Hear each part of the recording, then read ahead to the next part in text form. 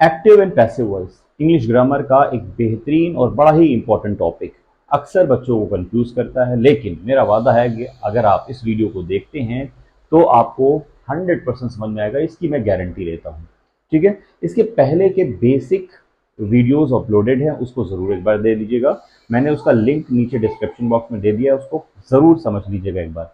क्योंकि passive voice एक बड़ा टॉपिक है, उसको पढ़ने से इंटरनल टॉपिक भी आपको आते हैं, जैसे कि modal verb, tenses, infinitive, imperative, let के कॉन्सेप्ट, डबल ऑब्जेक्टिव, ये सब भी हम लोग पढ़ने वाले हैं। तो एक साथ वीडियो में कवर कर पाना बहुत मुश्किल है, इसलिए मैं क्या करूंगा, इसको पार्ट में तोड़ दिया हूँ, कई अलग अलग पार्ट आएंगे ताकि एक एक चीज आपको क्लियर हो सके। इसलिए ज्यादा लंबा वीडियो ना हो, 10-12-15 मिनट का वीडियो, ताकि एक टॉपिक बने वो क्लियर हो जाए। तो ये पार्ट 4 है, पहले के पार्ट ऑलरेडी अपलोडेड है, तो उनको जरूर देख लीजिएगा। इस पार्ट में हम क्या सीखेंगे, टेंसेस का सीरीज में डाल रहा हूँ। तो प्रेजेंट इंडेफिनिट पहले हमने पढ़ा लिया है, अब हम लोग पढ़ने जा रहे हैं प्रेजेंट कॉन्टिन्यूअस। तो अगर हम बात करें प्रेजेंट कॉन्टिन्यूअस की, तो प्रेजेंट कॉन्टिन्यूअस क्या होता है? प्रेजेंट कॉन्टिन्यूअस की अगर हिंदी को आप समझेंगे तो प्रेजेंट कॉन्टिन्यूअस हिंदी में रहा है, रही है, ये सब आता है। ठीक है, रहा, रही, रहे, ये सब आता है, ठीक है, हिंदी में। और ये सिर्फ जो एक्टिव पैसिव वॉइस होता है, ये ग्रामर के पॉइंट ऑफ से इंपॉर्टेंट नहीं है, ये कॉम्पिटिटिव एग्जाम के में बहुत इंपॉर्टेंट है, और स्पोकन लैंग्वेज में भी बहुत इसका रोल होता है। तो इसके लिए हम लोग क्या करेंगे कि हर एक चीज पर काम करेंगे, ताकि अगर आप पढ़ रहे हैं तो आप चाहे किसी भी क्लास के हों, चाहे 6, 7, 8, 9, 10, 11, 12, एकेडमिक, कॉम्पिटिटिव, स्पोकन, तो सब जगह आपको फायदा पहुंचे। ठीक है, तो प्रेजेंट कॉन्टिन्यूअस में हिंदी में क्या आता है, रहा, रही, रहे। अगर इसके हम वर्ब को हिट करें तो इसकी वर्ब होती है इज, एम, आर के साथ वर्ब की फोर्थ फॉर्म यानी कि आईएनजी फॉर्म। ठीक है, ये होती है, फर्स्ट फॉर्म में एनजी लगा दो, उसे फोर्थ कहते हैं। तो ये हो गई भाई आईएनजी फॉर्म। अब सेंटेंसेस हैं, जैसे कि he is flying a kite. मान लीजिए आप पहली बार मेरे वीडियो पर आए हुए हैं, चैनल पर आए हुए हैं, और आपको नहीं पता ये क्या होता है, तो मैं आपको दोबारा बता दूं कि क्या करते हैं, सब्जेक्ट को ऑब्जेक्ट बनाते हैं और ऑब्जेक्ट को सब्जेक्ट बनाते हैं। तो यहाँ पर ऑब्जेक्ट क्या है, यहाँ ऑब्जेक्ट है आ काइट, ही सब्जेक्ट है और ये दोनों वर्ब हैं और ये ऑब्जेक्ट है। तो ऑब्जेक्ट को इधर ले जाएंगे तो यहाँ क्या लिख जाएगा, आ काइट, आ काइट।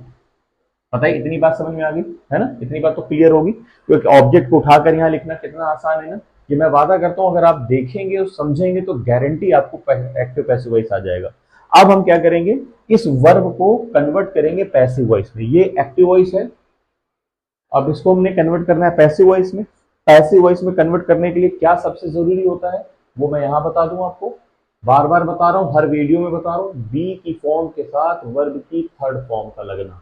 अगर बी की फॉर्म के साथ वर्ब की थर्ड फॉर्म लगी है तभी पैसिव होगा, अदरवाइज नहीं होगा। अब बी की फॉर्म क्या होती है, मैं बार बार बता रहा हूं, फिर बता रहा हूं आपको, इज, एम और आर, वॉज और वर्ब, बी, बीन और बीन, ये बी की फॉर्म होती हैं। इनके बिना और थर्ड फॉर्म लगाए बिना पैसिव वॉइस नहीं बन सकता।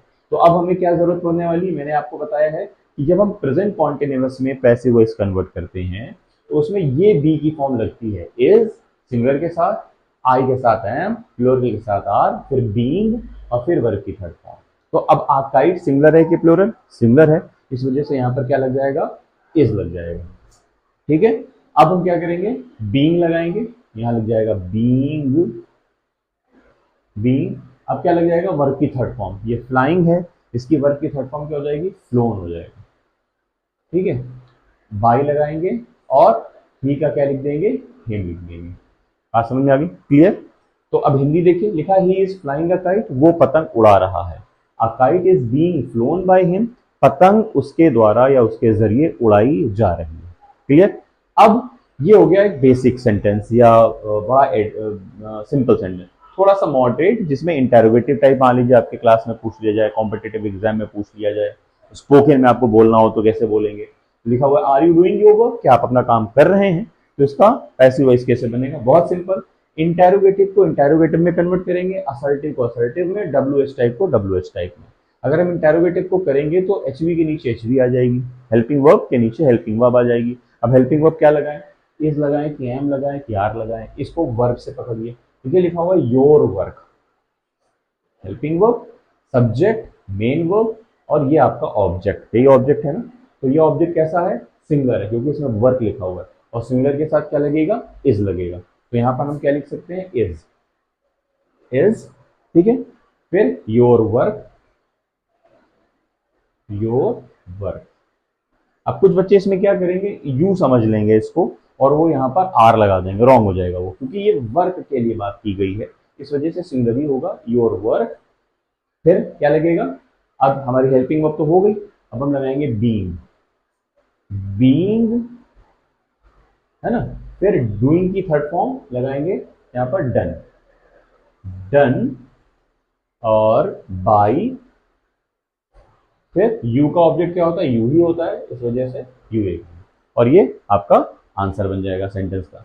फिर लिखा है हु आर कॉलिंग यू, आपको कौन बुला रहा है, तुम्हें कौन बुला रहा है, इसको कन्वर्ट करेंगे। तो मैंने आपको बताया था अगर हु आपका एक्टिव में हो तो आपको दो तरीके से उसे बना सकते हैं, हु से भी और बाई हुम से भी, ठीक है, बाई हुम से भी बना सकते हैं। बात समझ आ रही। तो हु को हम कन्वर्ट करेंगे बाई हुम में, तो ये हो गया बाय हुम, ठीक, बाय हुम हो गया। अब यहां पर हम लेंगे ऑब्जेक्ट, हमारा क्या है, यू है, तो जो वर्ब आएगी हेल्पिंग वर्ब वो हमारी कौन सी आएगी, आर आ जाएगी, बाय हुम, आर। अब ऑब्जेक्ट सब्जेक्ट बन जाएगा, आर यू। फिर वर्ब की थर्ड फॉर्म कॉल्ड, और क्वेश्चन मार्क लग जाएगा। सपोज दैट आप इसे हु से बनाते, हु से बनाते तो कैसे बनता, हु आर यू, अच्छा इसमें बीइंग नहीं लगा, by whom are you being called, यहाँ बीइंग भी लगेगा। तो अगर हु से बनाते तो कैसे बनता, who are you being called by, बस बाई लगाकर लास्ट में क्वेश्चन मार्क लगा देते हैं, ठीक है, ये समझ में आ गया। अब मैं आपको 3 सेंटेंस और दूंगा ताकि आपकी प्रैक्टिस अच्छी हो सके, आप उसे करिए, ठीक है। आइए उसके 3 सेंटेंस ले लेते हैं। आगे की बात करें अगर हम, जैसे Sania is writing a letter, 3 sentence और प्रैक्टिस करते हैं। Sania is writing a letter, तो यहाँ पर देखेंगे आप कि ऑब्जेक्ट क्या है, अ लेटर, तो हम उठा के इसको यहाँ लिखेंगे अ लेटर। फिर अ लेटर सिंगुलर है तो सिंगुलर के साथ इज लगाएंगे, इज। फिर बीइंग लगाएंगे, बीइंग। फिर वर्ब की थर्ड फॉर्म लगाएंगे, इसमें वर्ब कहाँ है, राइटिंग, तो हो जाएगा रिटन, बाई लिखेंगे, और इस सब्जेक्ट को उठा के यहाँ लिख देंगे तो सानिया। बताइए बात समझ में आ गई, फुल स्टॉप लगा देंगे। हिंदी, सानिया, सानिया एक पत्र लिख रही है, क्लियर। अब इसका पैसिव वॉइस का इंग्लिश क्या होगा, हिंदी क्या होगा, सानिया के द्वारा एक पत्र लिखा जा रहा है, ठीक है। अब आइए हम इसका एक सेंटेंस दूसरा है इंटेरोगेटिव टाइप, लिखा है am I telling a lie, am I telling a lie, ठीक। तो अब हम इसका सेंटेंस इंटेरोगेटिव टाइप में बनाएंगे। इंटेरोगेटिव में क्या होता है, हेल्पिंग वर्ब के नीचे हेल्पिंग वर्ब, तो अब हम इज एम आर में से एक हेल्पिंग वर्ब लेंगे। सबसे पहला प्रॉब्लम आपके सामने ये आता होगा, अगर आपको ये समझ नहीं आता है कन्वर्ट करना, कौन सी हेल्पिंग वर्ब लिखनी है। अगर जिसको आता है बहुत अच्छा, जिसको नहीं आता मैं बहुत आसानी से सिखा दूंगा कैसे। हेल्पिंग वर्ब के नीचे हेल्पिंग वर्ब लिखनी है, इन तीनों में से कोई। ऑब्जेक्ट देख लीजिए आप, ऑब्जेक्ट क्या है आपका, अलाई, जिसका मतलब है सिंगुलर, तो हम यहाँ क्या लिखेंगे, इज, क्या लिखेंगे, इज, क्लियर होगी। तो इज, अब हम लिखेंगे ऑब्जेक्ट यहां पर इज अलाइव, फिर लिखेंगे बीइंग, या लिखेंगे बीइंग।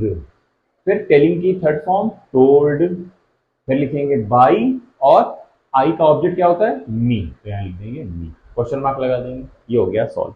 पता ही समझ में आ गया, वेरी गुड।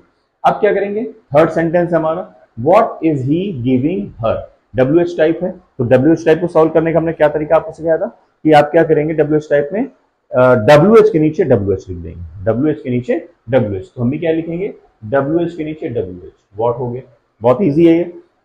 अब हर डब्ल्यू एच के बाद एच वी आती है, ये देखिए आप भी डब्ल्यू एच के बाद एच वी लिखिए। अब लेकिन वही प्रॉब्लम है कि कौन सी लिखें, वही जो यहां सीखा था आपने, यहां से चेक करेंगे एच वी, और ऑब्जेक्ट को देखेंगे, ऑब्जेक्ट क्या है आपका हर, तो यहां हो जाएगा इज, वॉट इज शी, बताइए समझ में आ गया, वॉट इज शी कहां से आया। अब क्या लिखेंगे, बीइंग, तो यहां हो जाएगा बीइंग। फिर बीइंग के बाद वर्ब की थर्ड फॉर्म का गिवन, गिवन की क्या हो जाएगी, गिवन।